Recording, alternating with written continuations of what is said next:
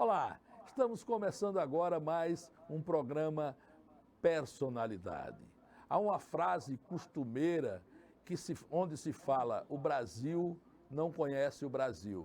Pois é, Alagoas também não conhece Alagoas. A personalidade que nós vamos entrevistar hoje é um alagoano de Major Izidoro, a pessoa mais importante do circo brasileiro. Eu estou falando do senhor Zé Wilson de Major Izidoro.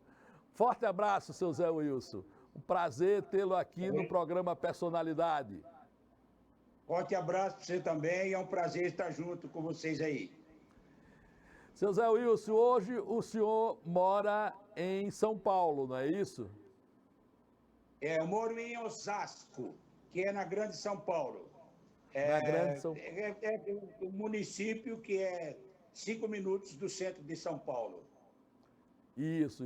Mas me conta um pouco, normalmente esse primeiro bloco nosso, seu Zé, a gente costuma buscar lá as reminiscências de infância, de como era a infância do nosso entrevistado, no caso o senhor, como foi a sua infância lá em Major Izidoro. Fale um pouco dos seus pais, quem eram eles, irmãos. A gente sempre começa traçando esse perfil para que o nosso telespectador conheça mais profundamente o nosso entrevistado.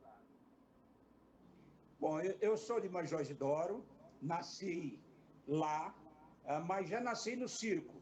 O circo na época era um circo muito pequeno e a gente estava em Major Izidoro. Mas a minha família toda é de lá, porque na época os circos ficavam muito centralizados nos estados, eles ficavam muito nas cidades muito tempo, e a minha família, o meu pai, ele era de Major Izidoro e a minha mãe era de circo. Aí, coincidentemente, casaram-se e continuamos na vida do circo. Lá em Major Izidoro, até o padre é meu primo. Todo mundo, a nossa família inteira. E o fundador de Major Izidoro, o Major Izidoro, era meu bisavô. Então, eu mandei fotos aí na casa que ele nasceu, na casa que ele morreu, ele como fundador da cidade. E a minha infância foi diretamente no circo. Então, a gente cresceu estudando de cidade em cidade, levava os boletins de uma cidade para outra, e daí a gente continuava os nossos estudos. Mas a nossa vida inteira foi dentro do circo. As nossas brincadeiras eram no circo, crescemos dentro do circo, apesar de ter toda a família. Até hoje, tem os tios que moram lá, tenho muitos primos, tem o pessoal do lado do meu pai, a família quase inteira, do lado da minha mãe também. Tem, porque minha mãe também é de Major Izidoro. Então, o circo nasceu praticamente aí em Alagoas, na década de 30. Então, eu nasci na década de 40 e a gente continuou a nossa vida. E foi mudando de cidade em cidade e crescemos nessa vida nossa, que é a vida de itinerância. Então, essa foi a nossa infância. Seu Zé, como era o nome desse circo, esse primeiro circo, essa primeira matriz circense? Ele já veio da sua mãe, do seu avô? Como era isso? Como começou a história do circo na sua família? O circo foi fundado pelo meu avô, e meus tios era quem tomavam conta do circo e faziam o circo se movimentar. Eram os meus tios. E o nome do primeiro circo o nome de um dos meus tios, que chamava-se J. Mariano, José Mariano, que era muito conhecido em todo o Norte e Nordeste. Ele aí em Alagoas, em qualquer cidade que a gente chegava, ele era conhecido. O J. Mariano, era o circo do J. Mariano. Então, nós crescemos nesse circo. Era um circo de porte pequeno e que, no decorrer dos anos, a gente foi crescendo, fomos se aperfeiçoando nos espetáculos, e o circo foi crescendo, a chegar a um ponto que a gente tinha 7 circos na família, espalhado pelo Brasil. Então, foi uma família que cresceu muito, não na cidade. Lá na cidade ela é muito grande, porque a gente mistura moura com leite, com rocha. A família é misturada aí em Major Isidoro. Mas nós crescemos mesmo, a nossa parte da família cresceu no circo. E aí foi evoluindo, os irmãos foram casando, foram tendo vários filhos, e a família foi crescendo. Hoje em dia, nós ainda temos 3 circos na família. 4, porque eu tenho 2. Tenho a Escola de Circo Picadeiro, que é fixa aqui em Osasco, e tem o circo que é itinerante, que chama-se Circo Spadoni, que com esse que nós fomos para Major Isidoro fazer o filme. Isso. Mas uma curiosidade, normalmente o menino comum, ele tem aquela raiz na cidade, né? Ele fica ali e ali ele faz os seus amigos, ali ele faz a sua vida, esses amigos o acompanham, né, durante toda a sua vida, ele vai em casa, ele tem filhos, tudo ali naquela cidade.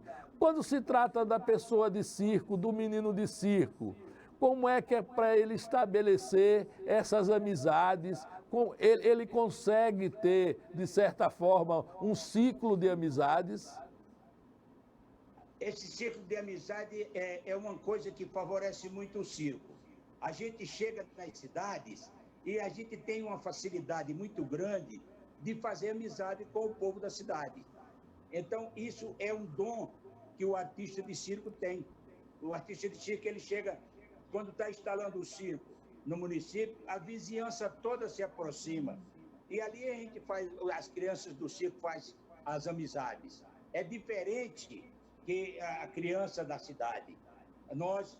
Que é uma das grandes vantagens que nós temos, é que a gente faz muita amizade por onde a gente passa. E isso é fundamental para o circo. É muito importante esse círculo de amizade que a gente constrói nas cidades. E principalmente nas escolas. Apesar que tem escolas, até hoje, no século XXI, tem escolas que não querem receber as crianças de circo. Que é uma briga muito grande que nós temos, às vezes, contra os municípios, contra as escolas, não contra os municípios, contra as escolas. Porque existe uma lei de Getúlio Vargas que é obrigatório as escolas receber as crianças de circo. Elas levam os boletins, não é? Elas levam os boletins das outras cidades e apresentam. E apresenta aquele boletim, e daí a diretora da escola, o diretor, é obrigado a receber a criança do circo. E essa lei foi reeditada em 78. Então, até hoje a gente ainda passa por esses problemas. Mas é muito raro, porque tem muitas escolas que já recebem as nossas crianças com outros olhares nos dias de hoje. Então, isso foi uma luta muito grande que as nossas mães travaram antes. Que para hoje as nossas crianças chegarem nas escolas e ser bem recebidas. Você tem uma ideia, senhor Paulo? Eu tenho um filho de 10 anos, eu tenho 3 filhos, 2 adultos e esse de 10 anos. O de 10 anos, ele é muito querido no colégio onde ele estuda aqui em Osasco.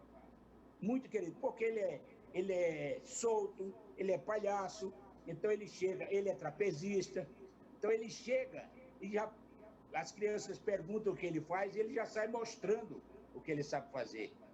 Então ele tem uma relação muito boa na escola dele. E assim são muitas crianças de circo.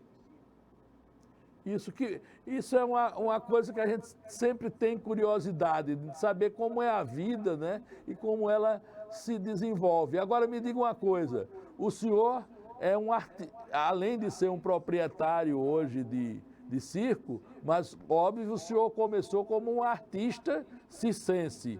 E como é a escolha da arte? A criançada vai vai ficando taluda, como diz a história, e como é que a gente diz assim, esse vai ser trapezista, esse vai ser palhaço, esse vai... Ou a pessoa adquire várias habilidades. Como é que se dá essa profissionalização dentro do próprio circo? Isso é uma coisa muito interessante, porque as nossas crianças, a brincadeira deles é pular na cama elástica, é subir no trapézio, é subir na lona do circo. Essa é a brincadeira, brincar de pega com os colegas, se escondendo em cima da lona. Então, as nossas crianças, a gente não determina, você vai ser trapezista. A criança tradicional de circo, ela aprende a fazer de um tudo dentro do circo. Hoje, se a gente for fazer uma avaliação, as crianças e os jovens, quando já chega a idade de 14, 15 anos, sabem fazer tudo dentro do circo, até dirigir caminhão. Com 14, 15 anos, nossas crianças já dirigem caminhão. Então, o circo dá essa possibilidade para as crianças. Então, o que acontece? Quando tem um bom artista, que ele faz um determinado número, é porque ele quis se direcionar somente naquele número. Mas se soltar ele faz de tudo dentro do circo. Agora, ele próprio escolhe uma ou duas especializações. Isso é super fundamental para as nossas crianças. Eles têm a liberdade. E a gente, quando entra para ensinar, na maior parte das vezes, a gente ensina para eles postura, como entrar no picadeiro, como sair, porque as habilidades no trapézio, eles vão aprendendo sozinhos. Quer dizer, que é uma coisa assim, que a criança do circo, ela é uma criança solta. Ela aprende a fazer os números todos no picadeiro, praticamente que sozinhas. Agora mesmo, antes de eu começar a entrevista, eu tive que mandar o meu filho parar de pular na cama elástica. Ele estava pulando lá dentro do circo. Hoje, véspera de feriado, ele está lá dentro pulando. Então, é uma coisa que a gente não tem nem como segurar. Quer dizer, É natural. Não entendi. É isso. Nós vamos ver um primeiro bloco de fotos. O senhor vai olhando aí, vai dizendo a gente o que é, né? Vai estar meio misturado. A gente fez ali, botou tudo dentro de um caldeirão, saiu mexendo, botou uma macaxeira lá de Major Isidoro, então tá um caldeirão de fotos. E o senhor vai dizendo para a gente o que é que elas significam, em que momento elas aconteceram. Vamos lá, vamos ver. Isso eu lhe mandei um pouquinho. Aí são 3 tios meus. Vamos voltar aqui. Vamos voltar, peraí. Vamos uma por uma. Aí... Essa daí são 3 tios meus, 3 irmãos da minha mãe, que moram em Major Isidoro. Ainda hoje. A minha tia Marinalva, que está aí no meio, ela mora em Recife. E foi visitar os 2 irmãos aí em Major Isidoro. Vamos para outra. Aí é na casa dele. Do lado, essa mocinha que está aí, o senhor conhece, que é minha sobrinha, que mora aí em Viçosa. Vamos para a próxima. Aí é o tio Antônio, na casa dele em Major Isidoro. Vamos para frente. Aí foi na nossa ida para a filmagem, aí está eu, a minha esposa e o meu filho, dentro de uma igreja, no Quilombo do Cinzento. Fizemos um espetáculo no Quilombo, aí também dentro da igreja, com parte da trupe que eu levei. Isso foi durante o filme, né? Durante o filme. E aí, como tinha muitos anos que eu não ia em Major Isidoro, aí eu estou no mercado, na feira de segunda-feira lá em Major Isidoro. Com aquela antiga balança, né? Com a antiga balança. Aí no Quilombo do Cinzento. Pronto, a gente vai terminando. Nunca foi um circo. Eles nunca não sabiam o que era um circo. Nós vamos fazer um espetáculo só para eles. Olha que maravilha, que maravilha. É Seu cena Zé, do filme. seu José, a gente vai encerrando agora esse bloco. Quando a gente voltar, a gente retoma o carreirão da conversa. Não é? É só Tá bom. um tantinho assim de comercial e a gente já volta prosseguindo essa história do circo do Brasil e o circo de Alagoas.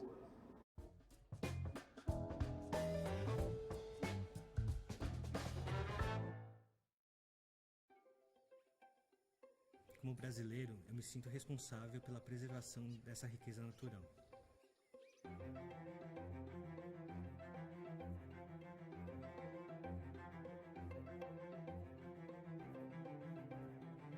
Eu fiquei sabendo sobre os corais da Amazônia por meio de uma ação de comunicação que o Greenpeace fez, falando sobre a descoberta desses corais super raros e também sobre a ameaça que eles estavam enfrentando, né? Então foi aí que eu assinei a petição e aí estou acompanhando até hoje o desenrolar dessas ações, né?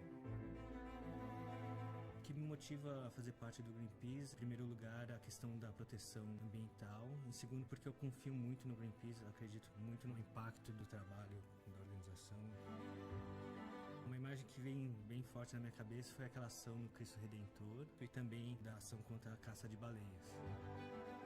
Eu sou contra a ação das petrolíferas por conta do grande risco de um desastre ambiental, causando a morte dos corais e também um impacto em toda a população que sobrevive por meio da pesca ou do turismo naquela região.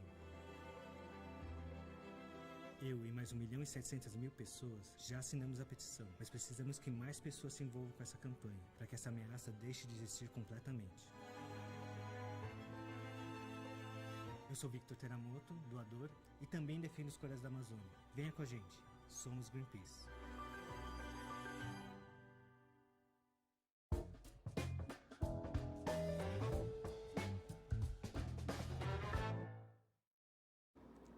Estamos de volta com personalidade, entrevistando, desta vez, um homem que se confunde com a história do circo brasileiro, o nosso José Wilson de Major Isidoro. Mestre Zé, aí a gente está falando ainda no circo, como as coisas se dão, como é que os meninos vão escolhendo aquilo em que eles são mais habilidosos, e o senhor nos dizendo que eles participam de todas as atividades do circo, até escolherem aquela que eles mais gostam, mais se sentem confortáveis para prosseguir aí com os grandes números, não é isso? Mas uma profissão no circo, ela me chama e chama não só a minha atenção, mas de todo cidadão que foi menino e até dos adultos, porque existe uma mística em torno dessa profissão que é o palhaço do circo, né? O palhaço é como, para mim, como se ele fosse o condutor do circo, sem que existe o apresentador, mas o palhaço ele está ali para fazer os links, né? As ligações entre os números e também tudo isso que de romântico que se joga no o palhaço quem é ladrão de mulher, não é? Então, essa coisa toda, essa mítica que envolve o palhaço, como é que é isso dentro do circo, como é visto, como é que vocês estimulam esse personagem tão importante, né? Porque ele está presente na comédia grega, o palhaço, o clown, né? Como a gente diz, ele está presente em vários momentos da dramaturgia e no circo ele é uma personagem mais forte ainda. Olha, no circo, o povo fala que palhaço não se ensina, que já nasce palhaço. E a gente, às vezes, discorda um pouco disso, porque a gente ensina, o palhaço tem que aprender algumas habilidades. Então, ele, na maior parte das vezes, falta um palhaço no circo e a gente sempre tem um que é o mais solto, é o contador de piada, que fica no fundo da cortina, é o cara que é mais desenvolvido, E, às vezes, quando o palhaço vai embora, a gente fala, não, você hoje vai fazer o palhaço, vamos ver se dá certo. E o cara entra e faz o povo rir. Por quê? Porque a gente ensina as entradas, a gente ensina as reprises. Então, passa aquelas reprises que hoje estão modernizando muito, mas o palhação tradicional é o palhaço de entrada cômica, que ele fica meia hora no picadeiro contando piada com o clown. O clown conta piada e ele dá o desfecho. Isso, eles têm um ensaio para fazer isso. Porque se o palhaço pega um clown que não é um cara solto, o palhaço passa por palhaço ruim. Então, isso se a gente ensina a pessoa a ser palhaço. Só que é assim, o palhaço, ele tem dom. Quando é um palhaço bom, ele tem o dom de ser palhaço. Mas mesmo assim ele tem que aprender, ou ele tem que criar entradas para ele. E isso hoje em dia está tendo uma evolução, não só no Brasil, mas no mundo. Os palhaços estão se modernizando. Hoje em dia, os palhaços falam pouco no picadeiro. Mas esses palhaços, a gente que é tradicional de circo, acha eles mais ou menos. Entendeu? Porque eles não contam as piadas, eles fazem mais gesto. E o palhaço Então, que a nós, gente acostumou-se a ver muito, criança, da nossa memória afetiva, é o palhaço pastelão, né? Aquele palhaço Renato Aragão, aquele que dá piada, né? Que encarna o tipo brasileiro, né? Aquele tipo que às vezes quer levar vantagem, aquele camarada, né? É o modelo do cidadão brasileiro comum. Eu tinha um palhaço que dava aula na minha escola, que era o Picolino, que era um senhor que era um baita de um palhaço. E ele entrou para fazer palhaço quando jovem, o tio dele era quem fazia o palhaço, aí chegou para ele assim e falou, eu não quero mais fazer palhaço, você vai fazer no meu lugar. E ele fez. E era um baita de um palhaço. E hoje em dia, nós temos palhaços aqui em São Paulo que passaram pela minha escola e que viraram bons palhaços por causa do Picolino, que era o Roger Avance. Então, é uma figura que era carismático. E ele, sem a maquiagem, parecia sabe aquelas pessoas carrancudas, que ria pouco? Era o Roger. Então, quando o Roger chegava, que ele entrava para ensinar, ele se transformava. E era um pastelão. Ele ensinava como a pessoa cair da cadeira, como o palhaço cair da cadeira, como o palhaço tropeçar e cair no chão, como o palhaço levar o chute no traseiro, como o palhaço levar o tapa, o craque que a gente fala. Ele ensinava esses básicos. E chegava para os palhaços, que hoje eu tenho vários aqui em São Paulo que foram formados na minha escola, com o Picolino, porque esses palhaços seguiram esses ensinamentos dele. A gente tinha o Domingos Montanhé, que era o palhaço Agenor, que era um baita do palhaço. Nós temos o Padoca, que era o parceiro do Agenor, que é o Fernando Sampaio. A gente tem o Hugo Pozzolo, que hoje é secretário de Cultura aqui em São Paulo, da Prefeitura, que é o palhaço Fililingo, que foi meu aluno. Então, nós temos bons palhaços aqui que passou pelo ensinamento do Picolino, que era o ensinamento tradicional do palhaço. Quer dizer, os caras ficaram bons porque seguiram aquele método. Então o palhaço tem aquele método básico, né? O método básico do que ele precisa fazer. Os novos já entram agregando a mágica, agregando a mímica. A mímica sempre foi um instrumento dos palhaços? Sempre, sempre. O palhaço fazia muita mímica, mas o palhaço pastelão também fazia muita mímica. E os palhaços antigamente também todos tocavam instrumento. Então fazia musical. Tinha uns baita dos musicais fantásticos de palhaços. Então, aí mesmo no Recife, tinha o Sassarico e o Treme-Treme, que eram dois palhaços, que eram dois músicos.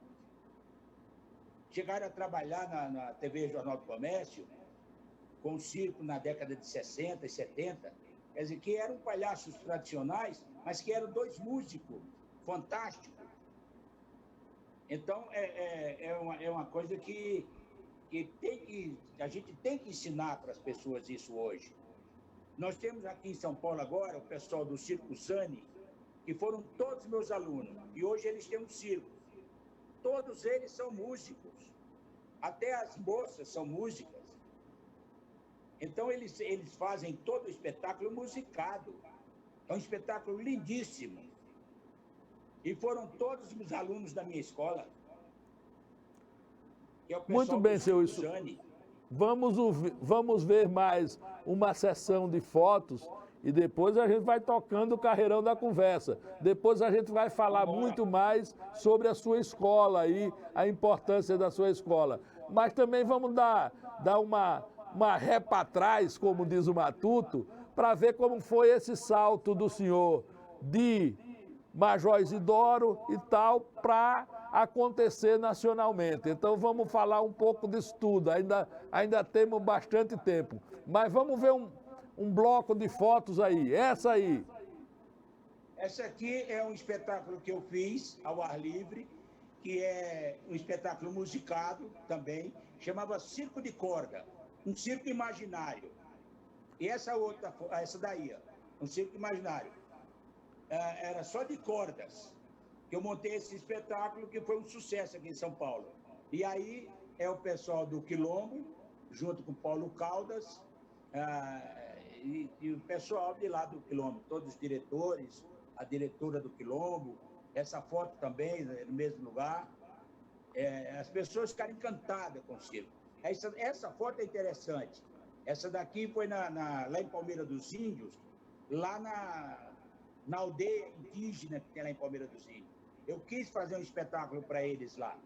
Eles ficaram loucos, alucinados. Então, essa foto com o meu filho e o cacique. Essa outra foto aí também, essa foto aí também é lá em Palmeira dos Índios. Isso tudo nessa sua vinda para cá agora durante o filme, né? Isso.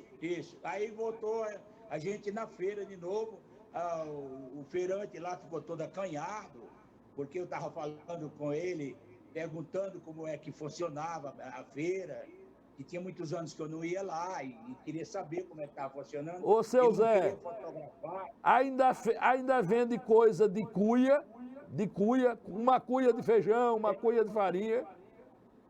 Exatamente.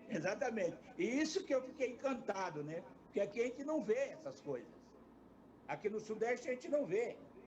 Então eu voltei no tempo, né? Essa foto aí também é lá na aldeia, na indígena, lá em Palmeira dos Índios. Aí, eu e meus diretores e a minha sobrinha, Mariana. Certo. Aí tá, maravilha. As fotos ainda são maravilhosas, né? Para a gente ver e registrar esses momentos assim interessantes, importantes da vida. Agora, retomando aquela questão, como é que o Zé Wilson sai de lá, de Major Isidoro, e pega esse carreirão e depois aparece, vai para São Paulo e vira essa referência do circo? Essa trajetória, e a última pergunta desse bloco, viu? É para o senhor responder em 2 minutos.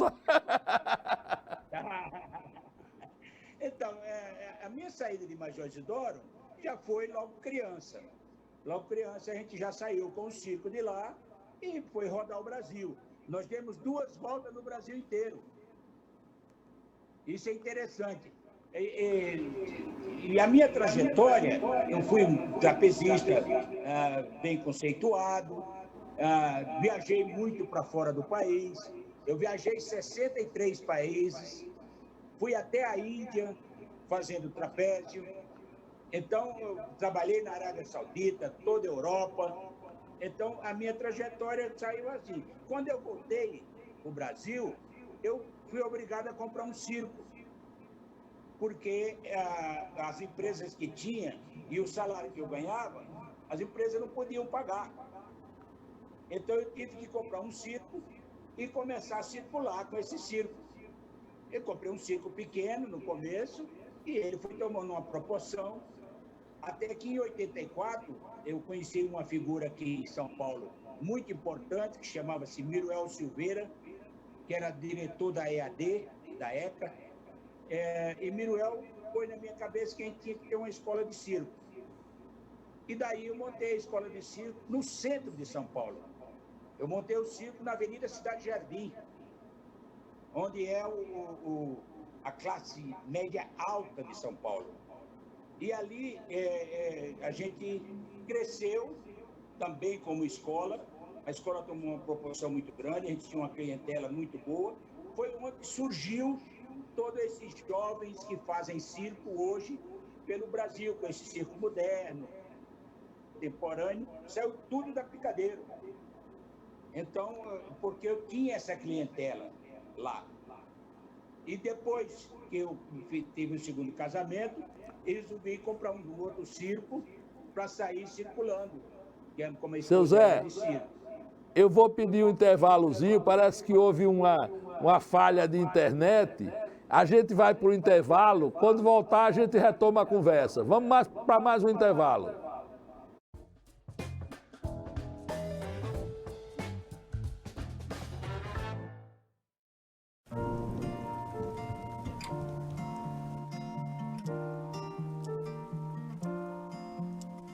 Avião sem asa, porque é sempre asa sou eu, assim sem você. Conta pra mim. Futebol sem bola, pipiu sem frajola sou eu, assim sem você. Tô pra te ver chegar, tô louco pra te ter nas mãos, deitar no seu abraço, retomar um pedaço que falta no meu coração. A leitura, a conversa, a escrita, tudo fica melhor quando feito em família. Para ajudar os pais a participarem ativamente do desenvolvimento dos filhos e prepará-los para um futuro de sucesso, o Ministério da Educação criou o programa Conta Pra Mim. Confira no site do MEC materiais, orientações e práticas de literacia familiar.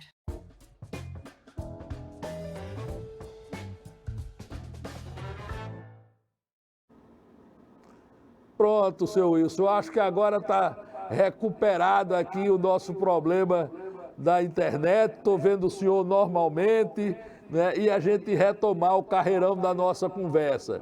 Então, a gente estava falando da sua escola, como o senhor teve a ideia de fazer essa escola no centro de São Paulo, e essa escola ganhou uma notoriedade, seu Wilson, no Brasil, que ela começou a, inclusive, servir à televisão, né? A Rede Globo, as outras emissoras, sempre recorreram ao senhor quando o assunto era circo. Como aconteceu isso aí? Então, isso foi no decorrer da história da escola. A escola foi tomando uma proporção que toda hora vinha uma televisão, toda hora vinha uma rádio, vinha um jornal, para ver as pessoas que estavam dentro e fazer matéria. E isso foi tomando uma proporção, chegou ao ponto da televisão começar a utilizar a escola com alguns programas, convidando pessoas para participar, ou me convidando para participar. Quer dizer, foi uma coisa assim que tomou uma proporção grande. E aí que a escola ficou bem conhecida. Ficou bem conhecida a ponto de as pessoas em outros estados querem montar escola de circo também. Então, eu me lembro até que a senhora, sua mãe, uma vez me procurou também É verdade. me procurou porque Ela queria montou, montar a dona Lisalva, né? Ela montou uma É, escola de verdade. circo aqui na Praça Sinimbu, Sim, sobre, sim, eu sobre sei. os seus auspícios e do palhaço Biribinha. Isso, exatamente. Então, a escola foi tomando essa proporção e as televisões, muitos programas a gente fez, inclusive, assim, o Circo do Faustão, foi a gente que fez, tá? O programa de Ana Maria Braga, aí depois teve o programa da Hebe Camargo, que a gente fez, e as pessoas nos procuravam quase que diariamente. Então, a escola ficou famosa. E depois eu tive que sair daquele espaço porque eles iam construir um parque no local. E aí eu tive que desocupar a área. Mas o grande mestre nessa história foi Miruel Silveira, que era um diretor teatral. Depois disso, o Cacá Rossetti me convidou para trabalhar com ele. Trabalhei 10 anos com o Cacá Rossetti, dirigindo a parte circense dos espetáculos dele. Nós montamos O Sonho de uma Noite de Verão, em 1992, e estreamos no Central Park, em Nova York. Foi o único grupo que colocou Shakespeare nu no Central Park. Então, eu pus Foi uma um trupe de escândalo trapezistas. isso, eu me lembro disso. Exatamente. Cacá Eu coloquei Rossetti. uma trupe de trapezistas, O Cacá Rossetti, né? Cacá Rossetti. Então, eu coloquei uma trupe de trapezista no palco só de tapa-sexo. Então, foi um escândalo em Nova York. A ponto de uma televisão fazer uma enquete de falar, diga sim ou não, Shakespeare nu no Central Park. Deu 85% de não. E nós fizemos 82 espetáculos.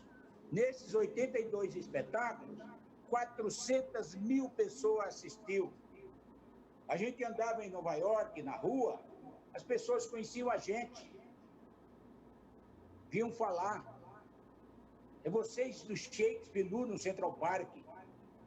Então, foi uma coisa. Então, tudo isso foi fruto do conhecimento que a escola Picadeiro teve com o seu trabalho. Então, foi uma revolução. Nós montamos Vamos ver o um primeiro bloco. espetáculo. Sim. O primeiro espetáculo que nós montamos foi Ubu, Folias Físicas, Patafísicas e Musicais. Ficamos 3 anos em cartaz. Aqui nos teatros de São Paulo. 3 anos em cartaz. Último dia, sessão esgotada no teatro. Maravilha. Então, foi uma revolução. Foi uma revolução que teve aqui em São Paulo. Vamos ver mais um bloco de foto aqui, para o senhor dizer onde... Aí, ó. Isso aí foi no final da gravação do filme, lá em Major Isidoro. Aí está toda a equipe da filmagem. Aí é uma entrada minha, aqui o Circo Spadoni, aqui em São Paulo. Esse aí, eu entrando como apresentador do espetáculo, aí eu me preparando para iniciar o espetáculo. Aí também cena do filme, uma cena à noite, que teve lá em Major Isidoro, na beira de uma fogueira, eu contando história. O filme é contando a história da minha vida. Aí também é uma foto no Quilombo. Meu filho fazendo o palhaço. Também no Quilombo, essa daí. E essa daí também. Nós fizemos 2 quilombos.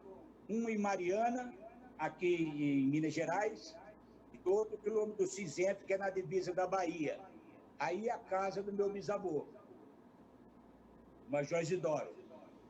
A casa dele, na frente com a minha esposa e minha prima, Jamile, quem administra a casa. Eu e minha esposa, vendo as fotos do meu bisavô, aí no quintal da casa, porque a gente está trabalhando com a Jamile para ver se a gente tomba a casa pelo patrimônio histórico. Aí sim eu ia precisar da sua colaboração. Com certeza. Aí também vendo as fotos do Major Isidoro. Aí a nossa chegada em Major Isidoro, chegando para as carretas. Então, mestre, a gente esgotou essas fotos aí e a gente falava anteriormente ainda da escola de circo e eu quero retornar a ela. Muitos atores famosos passaram por ela. O senhor tem, assim, ideia, por exemplo, Marcos Frota, sei lá, esse povo passou por lá? Todos passaram pela escola. Aí passou João Vitor, aí passou Rosi Campos, passou Chiquinho Brandão, passou José Rubens Chachá, passou Jairo Matos, que são todos atores da Globo, passou Jairo Matos, passou João Vitti, passou... É uma infinidade. Domingos Montanhé. O Domingos Montanhé foi o mais ilustre aluno que eu tive. Aonde ele ia, ele levava o nome do circo, ele levava o nome da Picadeiro, carregava nas costas. Então, tudo que ele fazia, inclusive no filme, tem uma homenagem a ele lá em Xingó. Maravilha. E sobretudo, dizem que era um homem fabuloso, de uma alma enorme, né? Genial. Eu tinha ele como um filho. Ele foi padrinho de casamento meu, ele ficou 12 anos direto na escola.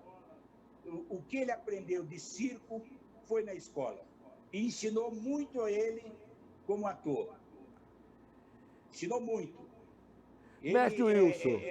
Era um cara fantástico. Mestre Wilson, eu tenho 63 anos.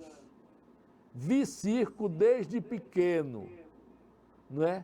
Tem uma coisa que me faz muita falta no circo, que eram os populares dramas. O circo tinha um momento em que ele se transformava num teatro. E ali eram contadas histórias, atores faziam personagens, dramas fantásticos, assim, famosos, o homem que casou, não sei o que lá, vários chamavam dramas, apresentações de teatro. Você trabalhou ainda com essa formatação? Claro. Eu fui, o Mariano, o J. Mariano, era circo-teatro. Então, a gente fazia, por exemplo, quando eu era garoto, tinha 10, 11 anos, eu fazia o Marcelino, no Marcelino Põe Vinho. Então, eu trabalhei em outros circos, aqui já no Sul e no Sudeste, circo-teatro, na minha juventude, que eu era o galã das peças. Eu fazia os galãs. Então, eu trabalhei muito no circo-teatro. É uma lástima não ter hoje em dia, porque grandes atores, Lima Duarte era de circo. Ele fazia espetáculos, dramas nos circos. Então, a Françoise Pouton é de circo. Então, tinha uma galera, tem esse Henri Castelli, que é de circo. A família dele tem o circo em Minas Gerais, Irmãos Castelli. Então, essa formação veio do circo. Pronto, nós vamos fazer o último intervalo aqui e voltaremos para o nosso quarto bloco, falando um pouco mais do filme e ouvindo um pouco a opinião do Paulo Caldas. Vamos fazer mais um ligeiro intervalo.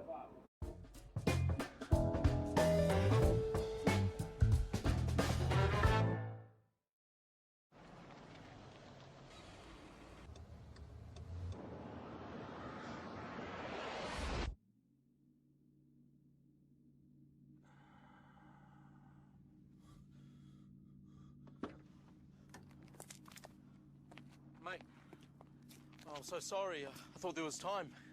You just pulled out. I don't have time to stop. Oh, come on, mate. It was a simple mistake. I don't know if I was going a bit slower. Please. I've got my boy in the back.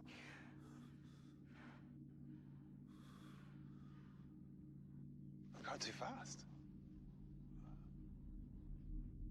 I'm sorry.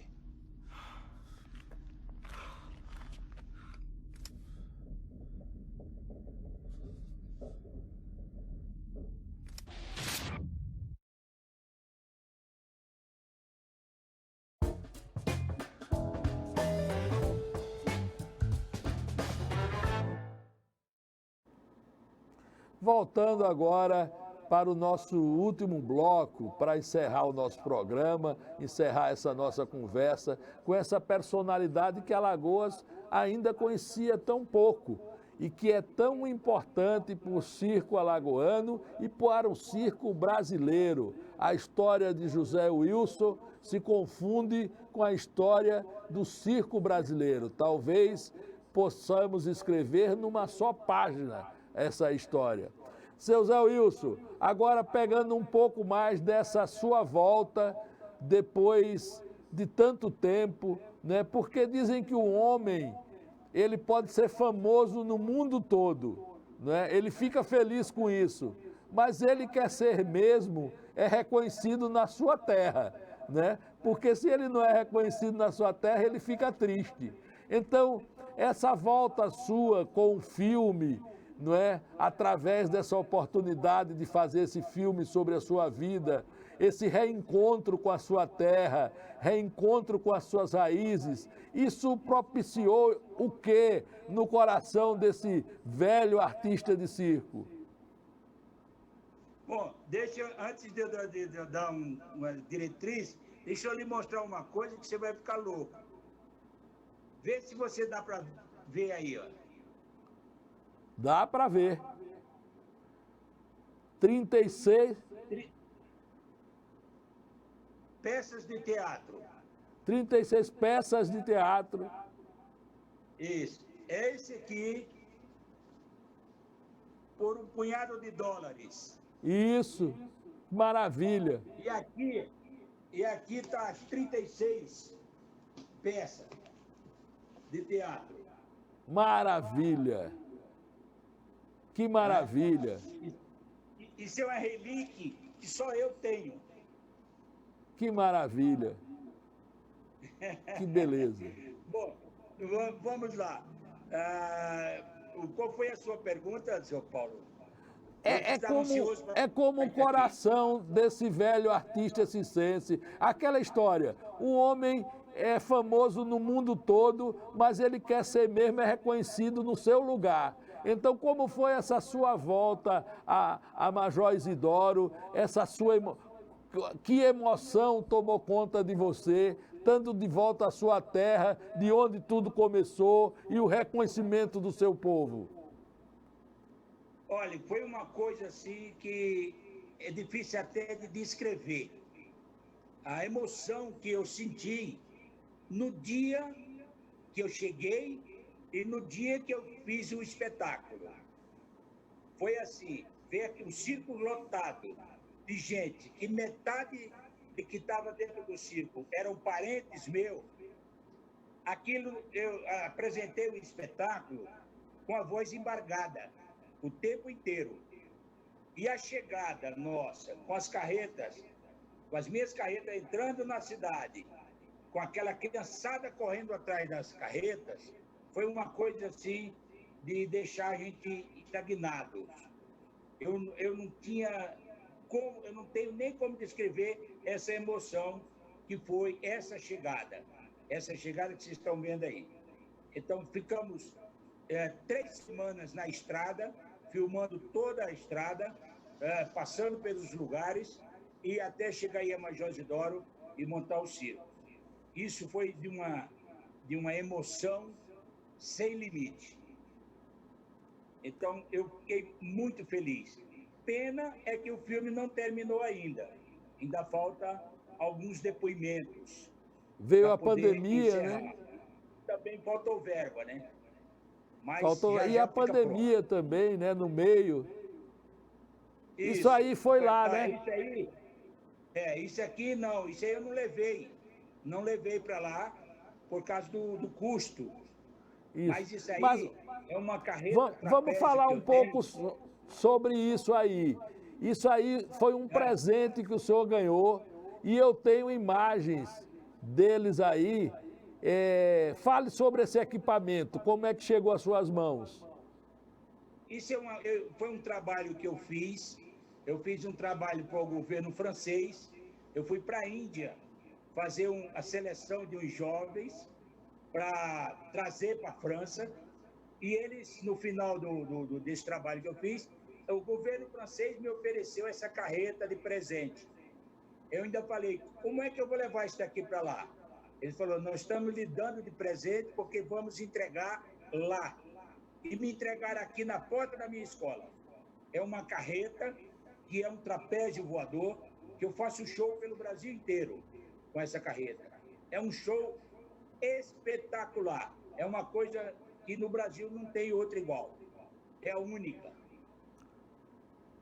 Com certeza, carreta, ainda teremos a oportunidade de trazer para cá, algum dia. Vamos lutar. Se Deus quiser, você vai me levar para aí, para a gente mostrar para o povo de Alagoas esse trabalho. Porque Isso. é inédito. Essa carreta, isso é de uma proporção gigantesca. A gente está vendo aqui o trapézio voador, ele alinhado ali perto da torre da igreja. Então é uma coisa muito alta, né? Ele tem 16 metros de altura e 27 metros de comprimento. Então, é uma coisa faraônica. É uma coisa assim que não tem igual. Não tem igual. O governo francês fez e não tinha quem ensinasse a fazer esse número. E o trabalho que eu fui fazer lá na França foi exatamente montar um espetáculo com essa carreta. Seu Zé, a gente está se afunilando aqui para o final do nosso programa, mas ainda temos algum tempo. Ainda temos aqui uns 7 minutos, o nosso diretor está me avisando aqui. Falar um pouco do circo, da situação do circo hoje no Brasil. Porque a gente, quando surgiu a televisão, se anunciou o fim do rádio, quando anuncia o fim do cinema, é anunciado o fim do circo, e sempre essas manifestações permanecem, né? O circo permanece apesar de ter sido anunciado o seu fim durante várias vezes. Por exemplo, a retirada dos animais, né, que é correto, eu acho que é justo, mas que também tirou muito do brilho do circo. A criançada gostava muito, porque nas cidades não havia zoológico, então a forma de eu ver animais assim, elefantes, leões, sempre era no circo. Então a criançada gostava muito dessa. Então isso deu um baque lá. Mas como o senhor vê o destino do circo no Brasil e no mundo? Olha, essa pandemia chegou para mostrar para a gente vários aspectos. Eu, desde que nasci, ouço as pessoas falarem que o circo está acabando. O circo não acaba jamais. O circo ele é uma tradição de anos, né, de milênio. Então, ele não vai acabar jamais. Agora, tem alguns baques que a gente leva que não é brincadeira. Essa questão dos animais foi uma coisa assim que derrubou muitos circos. Mas o circo hoje foi se adaptando à questão dos animais, de não ter os animais, tá? Aí agora vem essa pandemia, surge todo esse caos, que está todos os circos parados no Brasil inteiro, tá?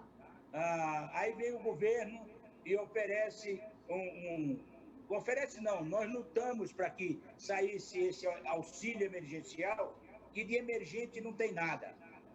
Isso já é uma coisa que deixou a gente muito triste, e o circo fica triste por isso. O circo sempre foi, na itinerância dele, ele tem muita dificuldade em ter um endereço fixo, em ter documentação, porque as pessoas às vezes não querem abrir a firma de um circo na cidade, porque fala que a pessoa não mora lá, não tem um endereço fixo. Então, surgiu esse negócio desse auxílio, que os circos, chegou 10% para os circos. 10% do circo recebeu. 90% está aí desesperado.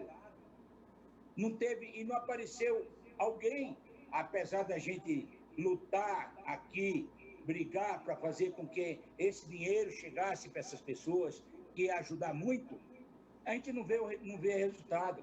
Eu vou lhe dar um exemplo agora.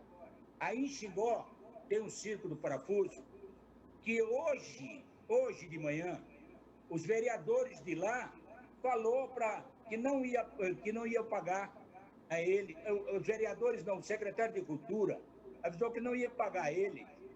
Os vereadores assinaram a documentação dele e agora o secretário de Cultura falou que não ia pagar, que ia devolver o dinheiro. Ele não pode devolver o dinheiro. É do inciso 2, tem o inciso 1, inciso 2, inciso 3. Ele tem obrigação, é lei. Ele tem obrigação. Então, isso deixa a gente do circo triste, aborrecidos. Tá? Então, é uma coisa que as autoridades... eu sei que você teve um esforço muito grande aí para atender o pessoal de circo, tal, mas as autoridades deviam olhar por esse lado, ver que o circo está sofrendo, ver que o circo parece que são cão sem dono que está lá na cidade. Então, isso deixa a gente revoltado. Eu não queria tocar nesse assunto, mas como é importante. Uma coisa leva a outra, então eu fui obrigado a tocar nesse assunto. É importante até porque o senhor tem uma voz forte e é um representante dessa categoria, né? Então, eu acho que a partir de agora, novos ventos devem soprar, né? Eu queria que a gente encerrasse esse programa. Antes de encerrar, para as nossas despedidas, eu queria ouvir o depoimento do diretor Paulo Caldas, importante diretor cinematográfico brasileiro, né, que está contando a vida do mestre Zé Wilson, né? E a gente vai rodar o vídeo aí para ouvir o que o Paulo tem a dizer. Ok. Olá, eu sou Paulo Caldas, diretor do filme O Circo Voltou. O filme conta a história de Zé Wilson, essa personalidade fundamental para o circo no Brasil. Aliás, a história do circo no Brasil e a história de Zé Wilson quase que se misturam numa história só. O filme traça uma viagem incrível. A gente foi com o Circo do Zé de São Paulo até Major Isidoro, cruzando mais da metade do Brasil, e fizemos umas apresentações incríveis em Major Isidoro. Uma das coisas que eu queria destacar que o circo, ele é uma forma de arte muito importante. E se você for conhecer a história de vários artistas brasileiros, você vai ver que eles, artistas importantes, você vai ver que eles tiveram passagem pelo circo. E o Zé tem uma história linda, uma história de luta, uma história de resistência, como é a própria história da resistência do circo, inclusive nesse momento tão difícil que a cultura brasileira está vivendo. Ele é um alagoano, e Alagoas deve ter muito orgulho da sua história e da sua vida, e prestigiar muito esse grande artista nordestino, grande artista do circo brasileiro, que é o Zé Wilson. Forte abraço, Zé. É isso aí. Com isso, a gente quer terminar aqui esse personalidade e ouvir de você as suas despedidas, né, e dizer que estamos muito orgulhosos de trazer à luz para aqueles que não conheciam essa personalidade tão importante e alagoana, que é José Wilson, o homem do circo no Brasil. Muito obrigado, tio Paulo, pelo convite. obrigado por essa participação que a gente está tendo com esse programa. Para mim foi uma honra muito grande, principalmente e sendo aí em Alagoas, e eu sou filho da terra. Então, eu fiquei muito orgulhoso do convite, estou sensibilizado. Quero lhe agradecer muito e quero deixar aqui um abraço a todo o povo alagoano e pedir para o povo alagoano prestigiar o circo brasileiro, prestigie o circo de Alagoas, faça com que esse circo não morra, ele fique vivo como ele sempre foi. Isso é um pedido que a gente faz, porque eu sou de família de circo, sou de Alagoas e tenho muito orgulho desse estado. Então, peço que olhem pelo povo de circo de Alagoas. Um abraço a todos e muito obrigado, senhor Paulo. Um abraço a todos. A gente encerra por hoje aqui esse Personalidade. Assistam às nossas retransmissões. Um abraço, até a próxima. Um abraço forte.